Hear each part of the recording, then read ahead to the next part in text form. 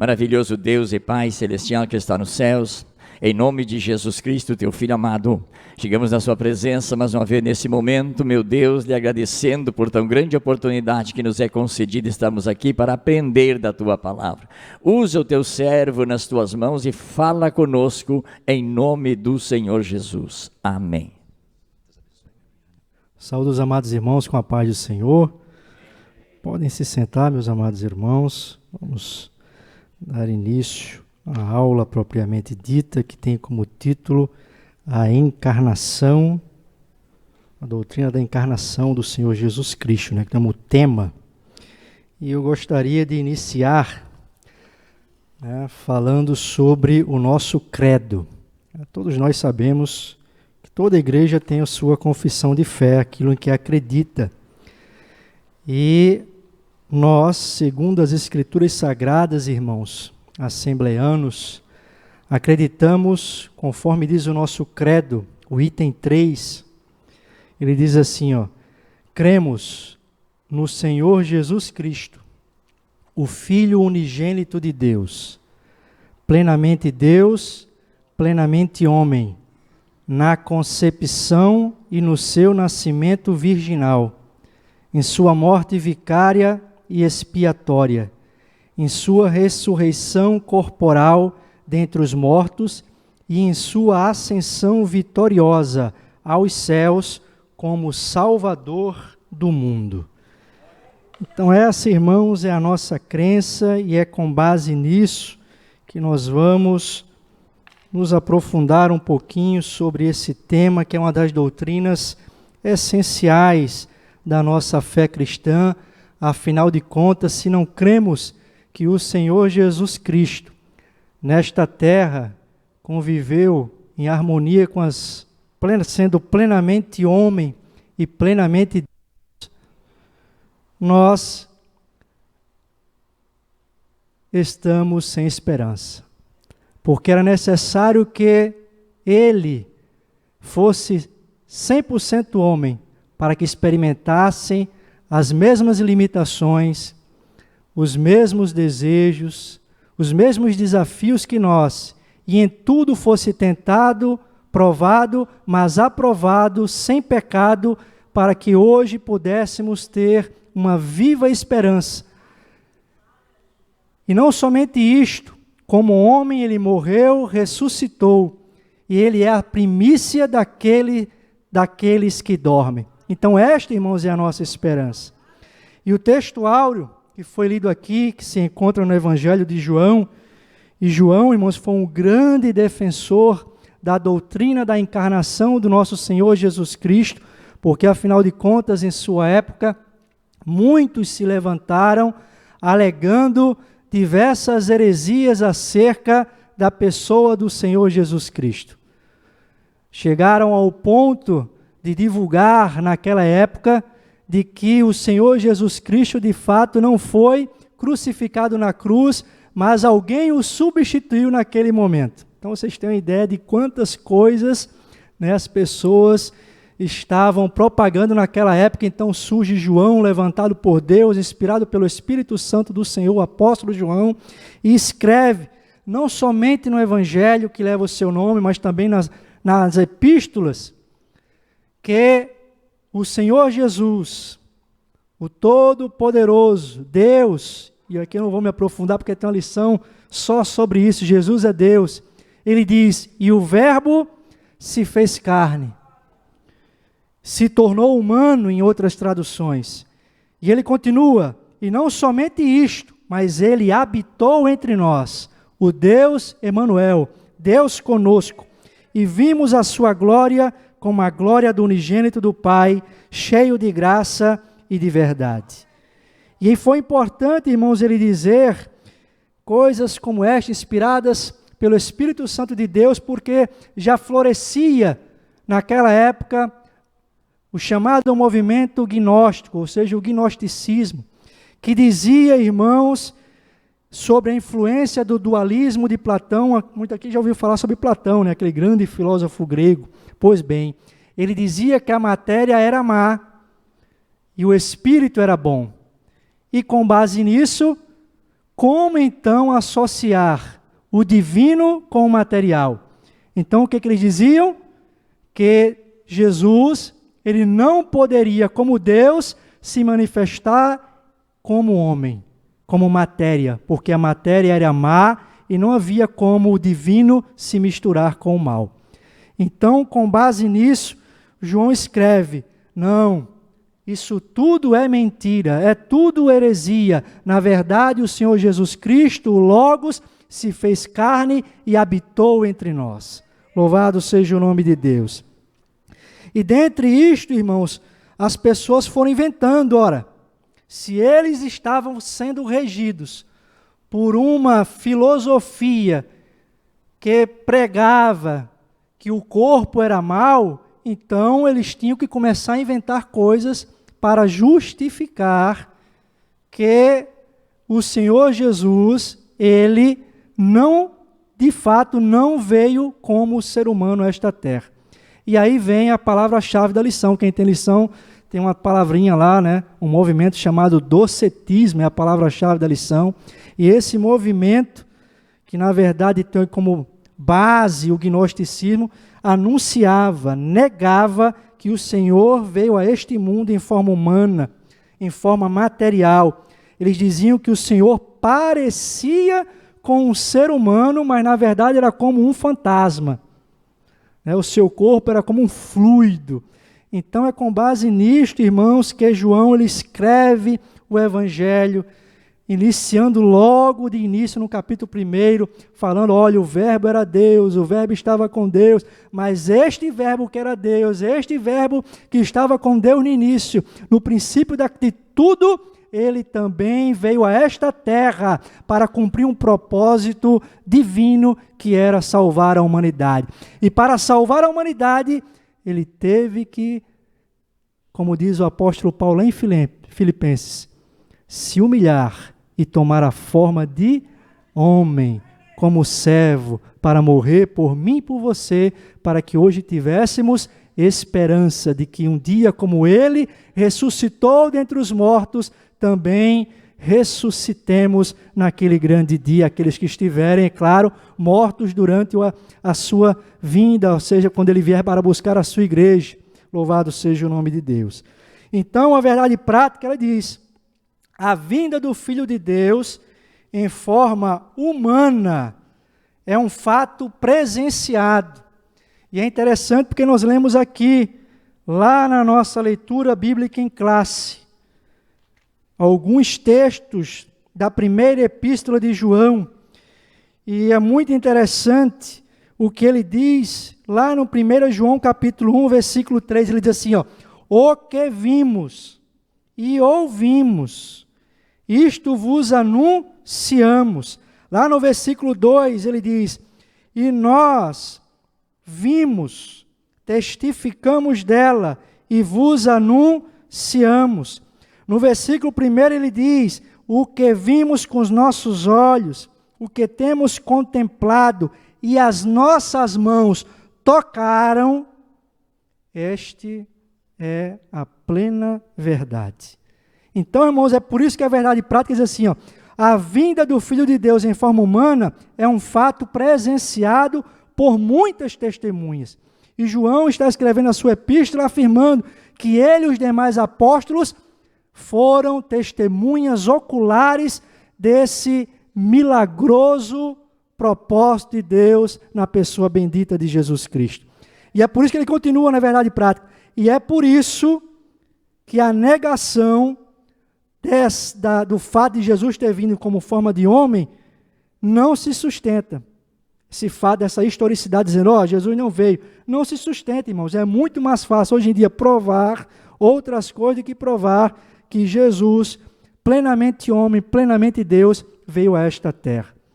E é por isso que certamente a CPAD tocou neste ponto, neste tema que nós estamos estudando ao longo deste trimestre, que diz respeito à apologia, como nós podemos e devemos defender a nossa fé, falar sobre a encarnação de Jesus. Afinal de contas, se ele não foi plenamente humano, então, irmãos, é vã a nossa fé. Então, a introdução é muito interessante, porque ele diz aí, fala sobre a encarnação de Jesus, o tema, que é a doutrina sobre a humanidade de Cristo, o Filho de Deus. As Escrituras, irmãos, afirmam que Jesus foi plenamente homem, plenamente Deus. E cuidado, porque às vezes parece, mas não é. Tem muita gente que diz assim, olha, o Senhor Jesus era 50% homem e 50% Deus. Cuidado, né? Na verdade, irmãos, Jesus foi plenamente homem e plenamente Deus. 100% homem, 100% Deus. Ele chorou, ele ficou em agonia, ele teve aqueles momentos em que ficou ali, eu posso até usar a expressão irado, né, com os mercantilistas no templo. Então, irmãos, Jesus foi plenamente homem, mas nunca deixou de ser plenamente Deus. Louvado seja o nome do Senhor. E João faz questão de afirmar isto, usando aquilo que está no nosso texto áureo. E o Verbo se fez carne e habitou entre nós. Ele experimentou as nossas limitações. Ele experimentou, irmãos, tudo aquilo que nós presenciamos nos dias de hoje. Não pense que você está sozinho. Nós temos um sumo sacerdote que conhece, irmãos, exatamente as nossas necessidades, porque em tudo foi tentado. Tudo ele padeceu, como nós, como seres humanos, mas foi vitorioso. Aleluia. E hoje nós podemos ter esta viva esperança de que nós temos alguém que, como nós, sofreu, mas venceu e nós podemos nos refugiar nele. Louvado seja o nome de Deus. Então nós cremos, e eu vou aqui citar um versículo, Romanos capítulo 9, versículo 5, quem quiser acompanhar em sua Bíblia. Nós cremos que o Salvador do mundo, o Senhor Jesus, é plenamente Deus e plenamente homem. Veja o que Paulo, escrevendo aos Romanos, diz, falando acerca desse capítulo, no capítulo 9, falando sobre Israel, ele diz assim, do povo de Israel vêm os patriarcas, e o próprio Cristo, quanto à sua natureza humana, era israelita. Mas ele continua e diz, e ele é Deus, aquele que governa sobre todas as coisas e é digno de louvor eterno. Então, irmãos, com base nesse texto também, nós cremos que o Verbo, que no princípio estava com Deus e nunca deixou de ser Deus, habitou entre nós em plena forma humana. Mas aí, como eu falei, surgiram algumas heresias, como é o caso do docetismo, que é o que nós vamos falar a partir do tópico primeiro da nossa lição. E eles negavam que Jesus tivesse vindo a este mundo em forma humana. Ou seja, olha, Jesus que vocês pregam, ele não possuía carne nem sangue. Afinal de contas, a matéria, ela é má. Mas a encarnação, irmãos, que nós cremos, é a base da nossa compreensão. Como eu falei aqui, se Jesus, como homem, não morreu e foi sacrificado e ressuscitou, é vã nossa fé, porque foi como homem que ele se tornou o mediador entre Deus e os homens. 1 Timóteo capítulo 2, versículo 5, você observa, é um texto conhecido, ele diz, porque há um só Deus e um mediador entre Deus e os homens, Jesus Cristo o quê? Homem.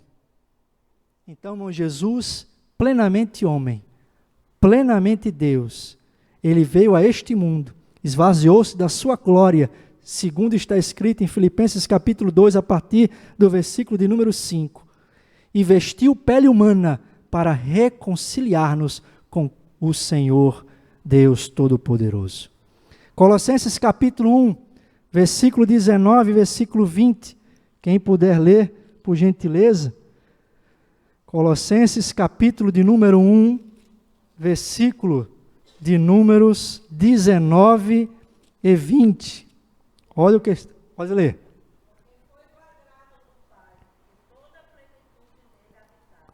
Toda o quê? Plenitude. Habitasse em quem? Em Jesus, homem. Vamos lá, continue, irmã.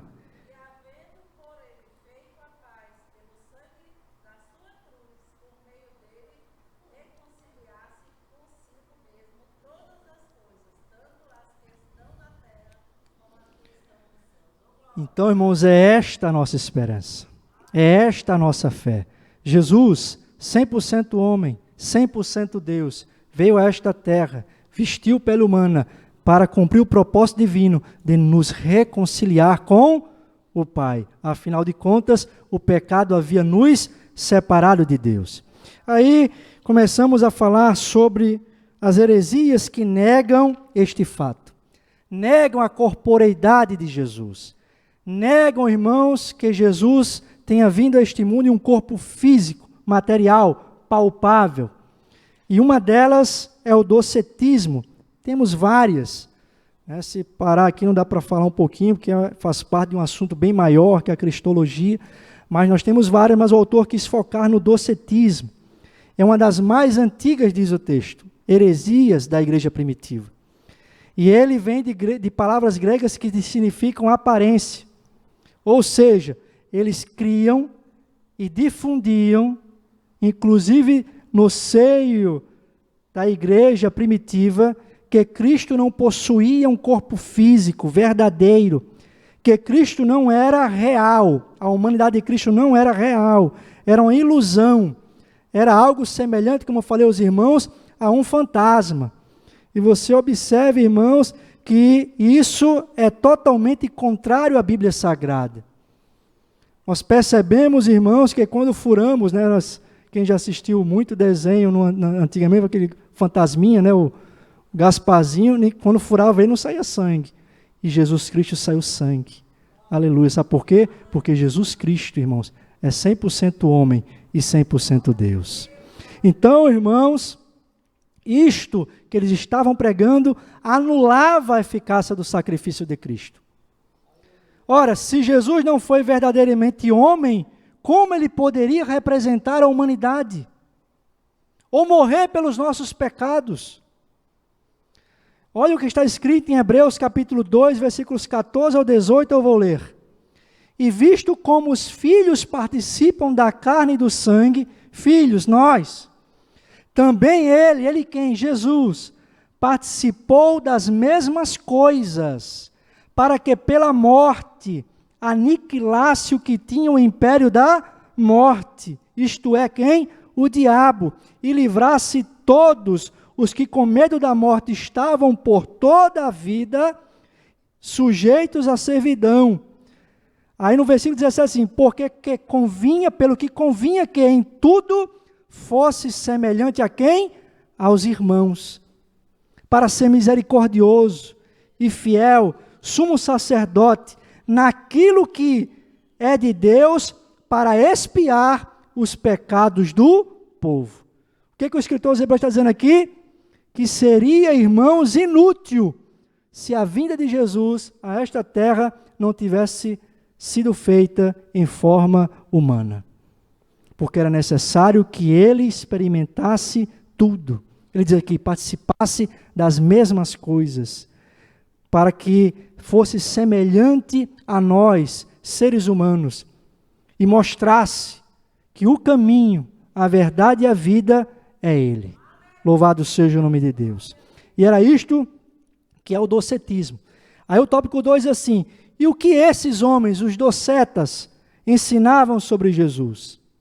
Ora, eles ensinavam, segundo eu falei no início aqui, eles viviam sob a influência de Platão, dos ensinos de Platão. O que Platão dizia? Quem é que lembra?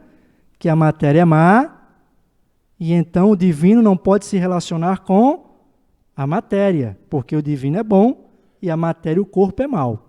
Então, com base nisso, eles negavam que Jesus fosse plenamente homem. Amém? Então, era isso que eles ensinavam. E não apresentavam Jesus como um ser real, mas ele tinha a aparência de homem, mas não era um homem feito de carne e osso. E é por isso, irmãos, que eu repito, aquilo que se encontra no nosso textuário, João faz questão de declarar, de ser enfático e dizer, o verbo se fez carne e habitou entre nós. Então, quando nós começamos a entender o contexto, nós percebemos o motivo pelo qual Deus inspirou João a falar sobre isso. Por que o João começa falando que Jesus era o Verbo, Jesus estava com Deus no início, e agora diz, lá no versículo 14, que ele se encarnou e viveu entre nós, por conta destas heresias que estavam começando a surgir naqueles dias. E hoje existe? Existe. E nós vamos falar dentro de alguns instantes sobre esses movimentos que se levantam hoje com outra roupagem, mas com o mesmo ensino, alegando que o Senhor Jesus, inclusive, nem sequer morreu na cruz, como eu falei para os irmãos aqui, a chamada teoria da substituição, defendida por algumas heresias dos nossos dias atuais. Mas a Bíblia, irmãos, ela é bem clara. Quando nós lemos o Evangelho de Lucas, por exemplo, nós percebemos Jesus tendo parentes e amigos. Zacarias, Isabel, João, José, Maria, Simeão, Ana. Nós verificamos, irmãos, Lucas falando sobre o seu nascimento, a sua trajetória, o seu desenvolvimento físico. Veja, Lucas capítulo 2, versículos 40 e 52, que são tão anunciados aqui quando apresentamos as crianças, quando são apresentadas as crianças, né, que Jesus se desenvolveu. Então, irmãos, nós percebemos com base nesses textos que só há desenvolvimento para ser humano, o divino não precisa de desenvolvimento. Então você percebe que Lucas e os demais evangelhos sinóticos, Mateus e Marcos, falam sobre essa humanidade. Ora, quando nós lemos lá em Marcos 14, 33, nós vemos o Senhor sentindo pavor e angústia diante do jardim, já no jardim do Getsêmani, diante, irmãos, daquilo que haveria de acontecer com ele. E olha, só ser humano, irmão, sente isto. Nós vemos o Senhor chorando por ocasião da morte do seu amigo Lázaro, sentimento de ser humano, se perturbando, irmãos, ao falar da sua própria morte aos seus discípulos, João 12, 27. Então nós percebemos que os evangelhos trazem ilustrações, trazem verdades, fatos, de que Jesus, de fato, foi um ser humano, e não algo fantasioso, algo, posso dizer, como se fosse um fantasma, que tinha uma aparência, mas de fato não era. Tanto é que ele chega para Tomé, aquele texto bastante conhecido, né, depois da sua morte e ressurreição, ele diz: Tomé, toca aqui, Tomé. Eu sou o homem, não sou um fantasma. Então, irmãos, Jesus, ele é plenamente homem, Jesus, ele é plenamente Deus, e esse, irmãos, é o objetivo da redenção, Deus enviar Jesus, homem, Deus, para poder, como verdadeiramente homem, morrer pelos nossos pecados e ser agora um canal, o mediador, a ponte entre nós e o Deus Pai. Aí, o que os principais docetas diziam sobre Jesus? O subtópico 3 do tópico 1. E aí a lição fala sobre os três principais, porque haviam outros hereges, outras pessoas que defendiam essas ideias de que Jesus não veio a este mundo de forma corpórea. E ele fala sobre Cerinto.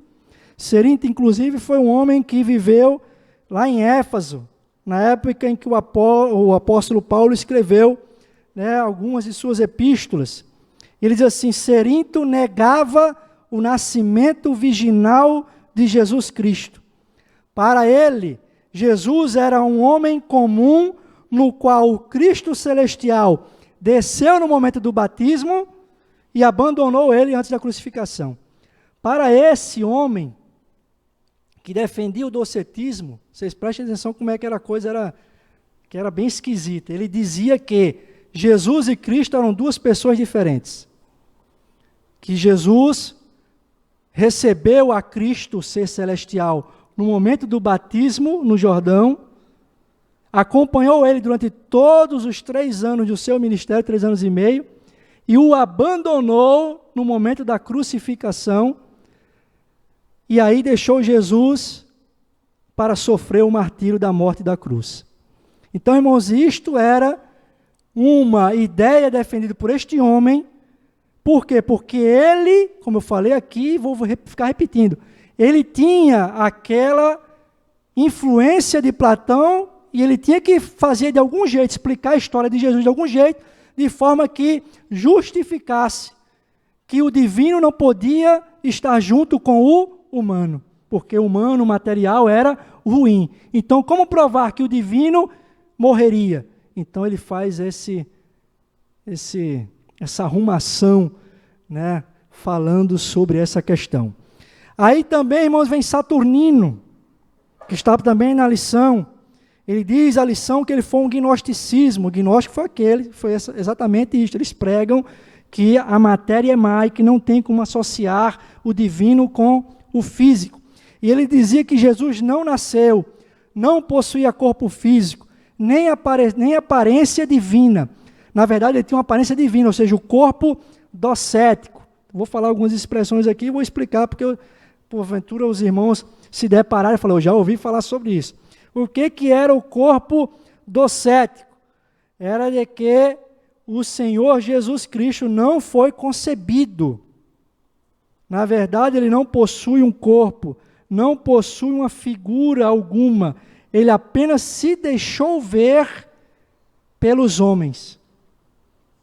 Ou seja, ele de fato não teve um nascimento virginal. Na verdade, ele veio a este mundo e se deixou ver. Ele não tinha um corpo físico.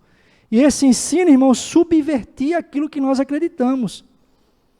Diante dos relatos que nós lemos aqui, que nós lemos nos evangelhos. Jesus nasceu e foi algo milagroso da parte de Deus, irmãos. O nascimento virginal de nosso Senhor Jesus Cristo, fruto de um milagre, da operação do Espírito Santo em uma mulher virgem. Por que era necessário isso? Para que Jesus não nascesse com a natureza pecaminosa. O que está escrito em Salmo 51, verso 5? Quem é que pode ler? Salmo 51, 5. Salmo escrito por Davi.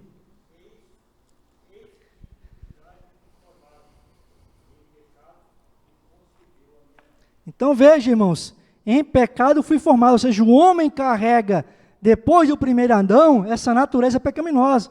Então era necessário que houvesse um milagre na concepção de Jesus Cristo. Ele não carregasse sobre si esta natureza pecaminosa em função do pecado do primeiro Adão. E é por isto que nós cremos no nascimento virginal, em que Deus, por intermédio do Espírito Santo, operou no ventre de Maria e Jesus foi ali concebido. E ainda havia um Marcião, está aí também no texto aí. O que ele diz aí a lição? Que era outro heresiarca que negava ser Cristo verdadeiramente humano. Ele dizia, irmãos, que Jesus, como os demais, tinha apenas uma aparência de ser humano, mas de fato não era. Ele era apenas, ele usa até um texto aí, substância etérea, ou seja, era apenas um fluido. Irmão, é difícil hoje, né, com base em tantas informações, em tantos estudos, da disponibilidade de tantas coisas que nós vemos, né, e aprendemos na Bíblia, em livros seculares, acreditar que Jesus era apenas um fluido, né? Você achou aquele desenho que tinha um homem fluido, né, antigamente? Era só apenas, não era matéria. Então era isso que ele estava dizendo aqui. Então vocês percebam que em função disto, de uma filosofia, de um princípio que eles acreditavam, eles tinham que inventar, tinham que manipular as escrituras sagradas para defender a tese de que Jesus, o divino, não poderia ser humano, porque o humano é mau. Mas a Bíblia declara, irmãos, veementemente, que Jesus, ele veio a este mundo, nasceu, diz até o nome da cidade, em Belém, diz até o reinado de César Augusto, e fala também que foi em corpo físico, natural, porque se assim não fosse, irmãos, ele não poderia padecer das mesmas aflições e ser o nosso ajudador hoje. Então entramos agora, depois de aprendermos um pouquinho sobre o docetismo, que fazia parte da palavra-chave da lição, sobre como ele baseava as suas crenças, sobre os principais defensores dessa heresia. Nós vamos falar agora sobre a afirmação apostólica da corporeidade de Jesus, ou seja, nós vamos aprender agora como se defender dessas heresias que estavam sendo pregadas naquela época e continuam sendo pregadas nos dias atuais. Quem nunca ouviu falar sobre aquela igreja da unificação do reverendo Moon?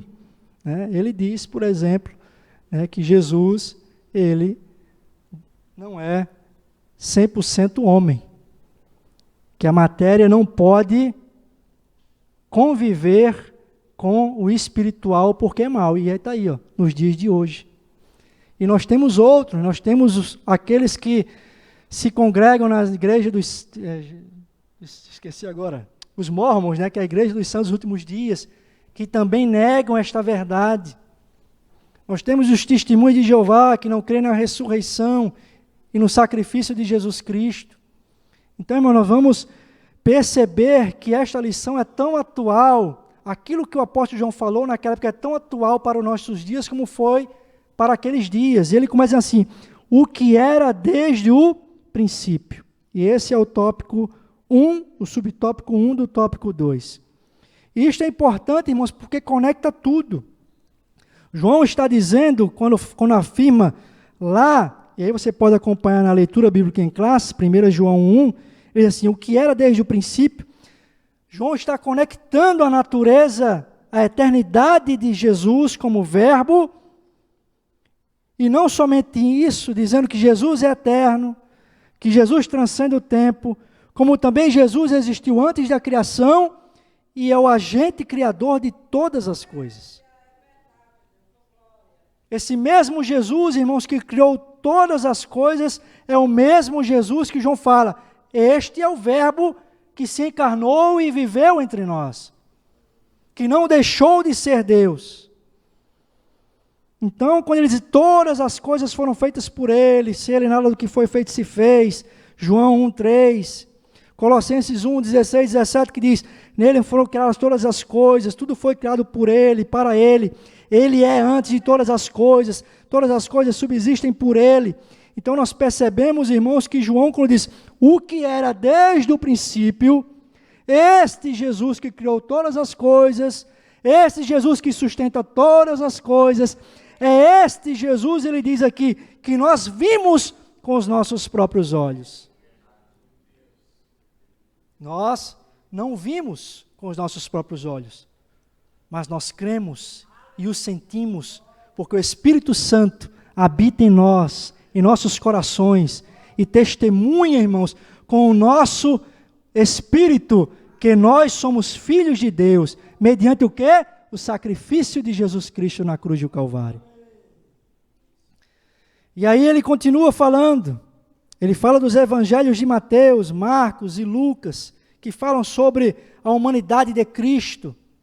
Fala aqui de João, estou falando um resumo do que está aí na revista. Ele fala que João reforça o aspecto divino, algo que não é tão propagado nos demais evangelhos, mas João faz questão de dizer, e faz questão de afirmar, o verbo se fez carne, o eterno Filho de Deus assumiu forma humana, sem perder a sua natureza divina.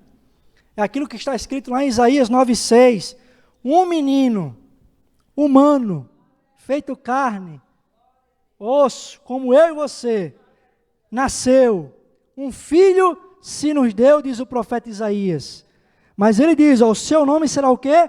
Maravilhoso conselheiro, Deus forte, Pai da eternidade, príncipe da paz. O que Isaías está dizendo aqui, irmãos? Está falando que esse Jesus que haveria de nascer, seria 100% homem e 100% Deus. Não haveria, irmãos, uma sobrepujância daquilo que é espiritual sobre aquilo que é natural, como defendem alguns. Não, Jesus conviveu nesta terra em perfeita harmonia, 100% homem, plenamente Deus. E foi por isto que ele foi capaz de cumprir o seu papel como Salvador deste mundo. E nós vemos o cumprimento disto, lá em Lucas 2,11, quando está escrito, pois na cidade de Davi vos nasceu Cristo o Senhor, o Salvador. Então observe que João e os demais evangelhos fazem questão de corroborar esse fato de que Jesus existiu nesta terra de fato, com um corpo físico e não como um fantasma, como um fluido, como uma essência que se deixou ver, um espírito que aparece aqui de repente e eu consigo ver o seu formato. Não, irmãos, ele foi humano, real. Assim como você pode tocar a pessoa que está do seu lado ali, Jesus viveu nesta terra. E o fato de habitar entre nós, irmãos, confirma que Deus ele não apenas se revelou à humanidade, mas ele procurou se identificar com a humanidade. Porque ele poderia ter vindo a esta terra, irmãos, ter vivido como homem, mas não ter se misturado. Mas não, ele fez questão de conviver, de padecer as mesmas aflições, de sentir os mesmos sentimentos, para experimentar, ser semelhante a todos nós. Mas, graças a Deus, foi vitorioso. Aleluia! E hoje nós temos e vivemos com esta esperança, de que da mesma forma que ele viveu nesta terra, nós também podemos viver em espírito, afastado das coisas deste mundo, para que possamos gozar daquilo que ele mostrou que é possível, sendo a primícia da ressurreição. Temos os nossos corpos ressurretos, glorificados. Louvado seja o nome de Deus. Então, Jesus, ao fazer isso, ele demonstra o seu amor para conosco e o seu compromisso de resgatar a humanidade. Aí nós entramos no tópico 2, a reafirmação apostólica, e aí começamos a falar da leitura bíblica em classe. A leitura bíblica em classe, irmãos, é um texto que reflete aquilo que João já tinha escrito no seu evangelho. E ele faz questão de reafirmar a encarnação do Senhor Jesus Cristo e de dizer, olha, não fui só eu, mas também os apóstolos que conviveram comigo foram testemunhas oculares desse Jesus. E ele diz, o que era desde o princípio, ou seja, aquilo que é eterno, é divino, nós vimos com os nossos olhos. Nós ouvimos. Mas ele diz assim, para provar de uma vez por toda que ele existiu em carne real, nós o tocamos. Então é por isso, irmãos, que ele faz questão e faz repetições ao longo do versículo 2 e o versículo 3, dizendo, olha, nós vimos, ouvimos, testificamos, contemplamos, tocamos com as nossas mãos, para provar ao mundo e a hoje, nós que cremos nas Escrituras Sagradas, que Jesus veio a esta terra em forma humana e não como matéria, como muitos pregam. Então, quando ele fala que suas mãos tocaram, ele está falando sobre o corpo de Jesus, sobre a fisicalidade de Jesus. Somente um Deus, homem, somente um Salvador, verdadeiramente homem, verdadeiramente Deus, irmãos, como João viu, poderia resgatar a humanidade, oferecer a si mesmo como sacrifício pelos nossos pecados. É por isso que esse plano arquitetado por Deus antes da fundação do mundo, divulgado no Éden, quando o homem peca, ele diz, da semente da mulher, é concretizado, irmãos, no nascimento virginal do Senhor Jesus Cristo, na sua morte, na sua ressurreição. Então, louvado seja o nome de Deus, que levantou homens como João, para defender, irmãos, esta doutrina da encarnação, porque se Jesus não encarnou, em vão seria a nossa fé. E aí ele começa, João fala sobre, o comentarista fala sobre a crença herética. No tópico 3, aí se os irmãos estiverem acompanhando, ele vai falar que Cerinto foi um dos homens que conviveram com ele, naquela época lá em Éfeso. E ele via que aquela doutrina havia se espalhado, e era uma ameaça para a mensagem do Evangelho, para a esperança dos cristãos. E o que ele faz? Ele escreve essa epístola, e faz questão de dizer logo nos versículos iniciais, que ele e outras pessoas foram testemunhas oculares de que Jesus veio a este mundo em forma corpórea. E ele continua, irmãos, dizendo, se vocês acompanham a leitura bíblica, esses irmãos, amados, não creais em todo espírito, mas provai se os espíritos são de Deus. Ele cria um critério.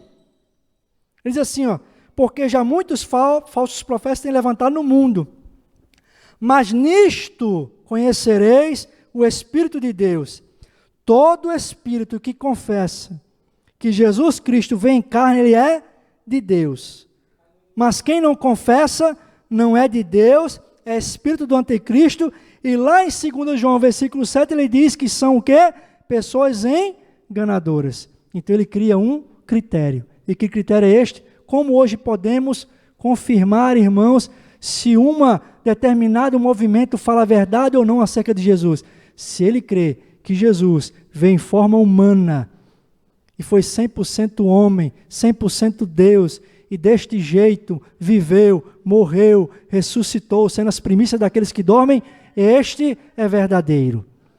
Mas se eles não creem que Jesus Cristo veio a este mundo como homem, porque alegam que a humanidade de Jesus é uma oposição à divindade, porque o divino não se compartilha com o material, então João está dizendo aqui, não creem nestas pessoas. Então, irmão, João está fazendo aqui um combate apologético e dando-nos ferramentas para hoje nós apoiarmos a nossa fé. E é interessante porque a lição, ela primeiro nos mostra a doutrina da encarnação, depois fala de movimentos como o docetismo que vieram para contrariar e confrontar a nossa fé na encarnação de Cristo, dizendo que Cristo não veio.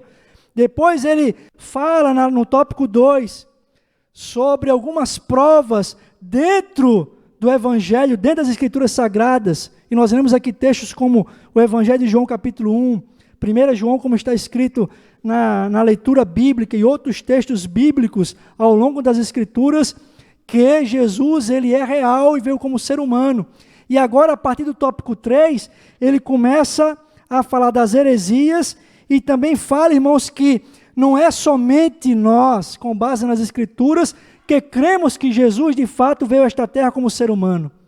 Mas ele fala aqui, o comentarista, que existem pessoas que sequer foram cristãs, inclusive alguns zombadores da fé cristã, que não puderam, embasados no seu conhecimento, afirmar que Jesus não veio como forma humana. Se vocês perceberem aí, está lá no subtópico 3 do verso 3. Flávio Josefo, historiador judeu, falou isso. Nós temos aqui também um cidadão chamado Luciano de Samosata. Ele não se encontra aí na lição, mas este homem era alguém que fazia sátiras contra os cristãos, era um zombador dos cristãos, mas nem mesmo ele, irmãos, naquela época, com base no conhecimento que tinha, foi capaz de negar a encarnação de Cristo. Está escrito nas histórias que ele menciona Jesus em seus livros, que ele foi o fundador dos cristãos e foi crucificado na Palestina. Então observe, Jesus Cristo, não somente com base no Evangelho, mas hoje a história nos prova que Jesus Cristo ele é real e viveu como ser humano nesta terra. O próprio Talmud, que aqui muita gente já ouviu falar, né? O Talmud, um livro que é muito respeitado pelos judeus. E olha que os judeus não creem que Jesus era divino. Mas o Talmud, que é um comentário da Mishnah. Mishnah são, na verdade, o comentário das escrituras do Antigo Testamento, né? Para eles, as escrituras do Antigo Testamento. Então, o Talmud é um comentário do Antigo Testamento. E ele faz questão, o Talmud, de se referir à historicidade de Jesus, dizendo que Jesus, de fato, viveu nesta terra, morreu, se sacrificou. Tem o Dr. David Fussler, é o mais recente, morreu agora em 2000, no ano 2000. Ele era judeu, não era cristão, irmãos, Aí o que ele fez? Ele foi fazer um apanhado, uma pesquisa, para provar que esse Jesus que nós cremos de fato não existiu. E o que foi que ele constatou no final? Que os relatos do Evangelho acerca de Jesus Cristo estão em harmonia com os fatos históricos. Sabe o que é isso?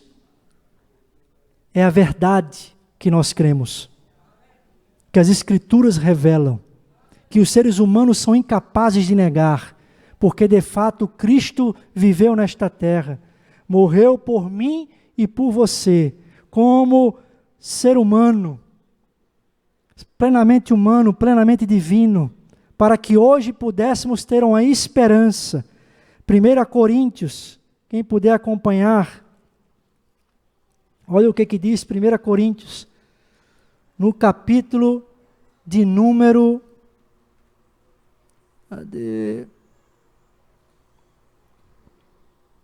15, 1 Coríntios 15, na verdade, 1 Coríntios 15, olha o que ele diz, versículos 3 e 4, porque primeiramente vos entreguei o que também recebi, que Cristo morreu por nossos pecados, segundo as Escrituras, Espírito não morre, aleluia, mas Jesus, 100% homem, 100% Deus, morreu por mim e por você, e continua, foi sepultado, ressuscitou ao terceiro dia, segundo as Escrituras, e aí, irmãos, traz provas, dizendo Paulo aos Romanos, e foi visto por Cefas, depois pelos 12, depois foi visto uma vez mais por 500 irmãos, dos quais vive ainda a maior parte naquela época em que Paulo escreveu aos Coríntios. Então, irmãos, há provas irrefutáveis que Jesus Cristo viveu nesta terra em forma humana, 100% homem, 100% Deus, porque se assim não fosse, eu repito, em vão seria a nossa fé, mas nós cremos nesse Jesus